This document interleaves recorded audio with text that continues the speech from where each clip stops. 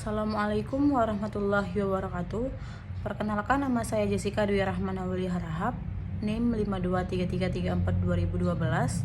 Saya dari Fakultas Teknik, Prodi Pendidikan Tata Boga, Universitas Negeri Medan. Pada kesempatan kali ini, saya akan mereview isi buku yang berjudul Ilmu Sosial Budaya Dasar, yang dibimbing oleh Bapak Ijuddin Syah Siregar, MPD. Buku ini membahas bagaimana manusia hidup, berpikir, berinteraksi, dan membangun peradaban di tengah perkembangan zaman, dari zaman tradisional hingga era digital sekarang. Nah, langsung saja saya akan membahas dari bab 1 hingga bab 7. Check it out. Bab 1. Ilmu Sosial dan Budaya Dasar. Bab pertama menjelaskan pengantar tentang apa itu ilmu sosial dan budaya dasar atau ISBD. Tujuan utamanya adalah agar kita memahami manusia sebagai makhluk sosial dan makhluk budaya yang tidak bisa hidup sendiri.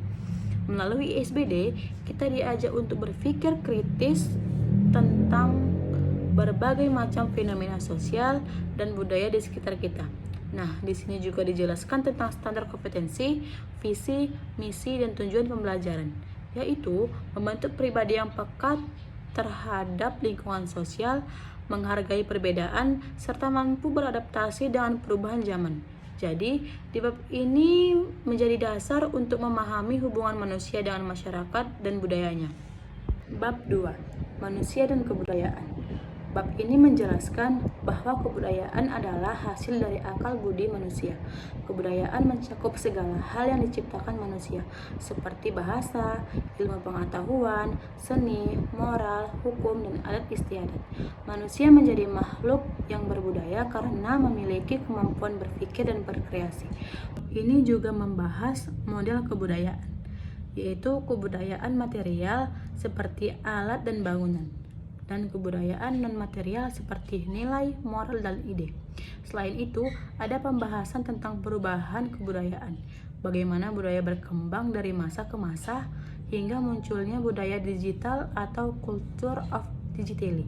Intinya, budaya terus bergerak mengikuti perkembangan manusia dan teknologi. Bab 3. Manusia dan Peradaban. Bab ketiga ini membahas bagaimana manusia membangun peradaban dari masa ke masa. Peradaban pertama muncul di Mesopotamia atau berkembang di Yunani dan Romawi hingga mencapai era modern. Peradaban lahir karena manusia berusaha memenuhi kebutuhan hidupnya dan memperbaiki kualitas hidup. Kemajuan ilmu pengetahuan dan teknologi mendorong munculnya revolusi industri 4.0 yang mengubah cara kita bekerja dan berinteraksi. Melalui bab ini, kita diajak untuk memahami bahwa peradaban tidak hanya tentang kemajuan teknologi, tetapi juga tentang nilai-nilai kemanusiaan yang harus tetap dijaga. Bab 4. Manusia sebagai individu dan makhluk sosial. Bab ini menjelaskan bahwa setiap manusia memiliki dua sisi, sebagai individu yang unik dan sebagai makhluk sosial yang membutuhkan orang lain. Kita hidup di dalam masyarakat yang beragam, baik dari segi budaya, agama, maupun status sosial. Bab ini juga membahas proses sosial seperti kerjasama, persaingan, dan konflik, serta stratifikasi sosial, yaitu pembagian lapisan dalam masyarakat.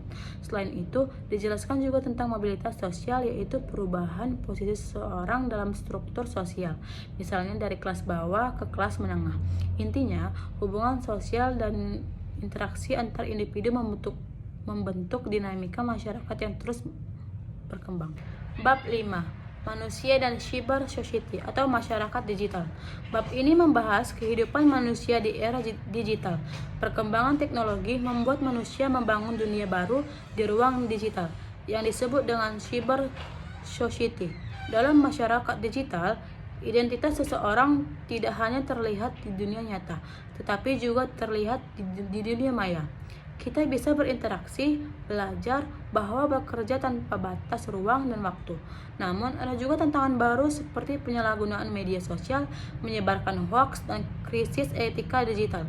Oleh karena itu, manusia perlu menjaga tanggung jawab moral dan etika digital agar teknologi digunakan secara bijak dan tetap berlandaskan nilai kemanusiaan. Bab 6. Manusia, nilai moral dan hukum. Bab ini membahas tentang pedoman hidup manusia, yaitu nilai, moral, dan hukum. Nilai adalah sesuatu yang dianggap penting oleh masyarakat. Moral mengatur tentang baik dan buruknya perilaku, sedangkan hukum berfungsi mengatur kehidupan agar lebih tertib dan adil. Ketiga hal ini berkaitan dan menjadi dasar dalam membangun kehidupan sosial yang harmonis. Bab ini juga menekankan pentingnya kesadaran hukum dan tanggung jawab moral agar manusia tidak hanya takut pada aturan, tapi juga memahami makna keadilan dan kemanusiaan di baliknya. Bab 7. Keberagaman dan kesetaraan membangun masyarakat inklusif. Bab terakhir ini mengajak kita memahami bahwa manusia hidup dalam keberagaman, baik suku, agama, budaya, gender maupun status sosial. Keberagaman bukanlah penghalang, melainkan kekayaan yang harus kita jaga. Namun, dalam kenyataannya masih sering terjadi ketimpangan dan kediskriminasi. Karena itu, pentingnya untuk menjaga kesetaraan dan sikap inklusif, yaitu menerima perbedaan dan memberikan ruang bagi semua orang yang berpartisipasi secara adil. Masyarakat inklusif adalah masyarakat yang terbuka, saling menghargai, dan mendukung keadilan sosial bagi semua. Dengan memahami nilai-nilai ini, kita bisa menjadi generasi yang lebih toleran, empati, dan berbudaya. Secara keseluruhan, buku Ilmu Sosial dan Budaya Dasar mengajarkan kita untuk mengenal diri, menghargai perbedaan, dan berperan aktif dalam membangun masyarakat yang adil dan beradab. Buku ini bukan hanya teori, tetapi panduan hidup agar kita lebih bijak di dunia nyata maupun di dunia digital.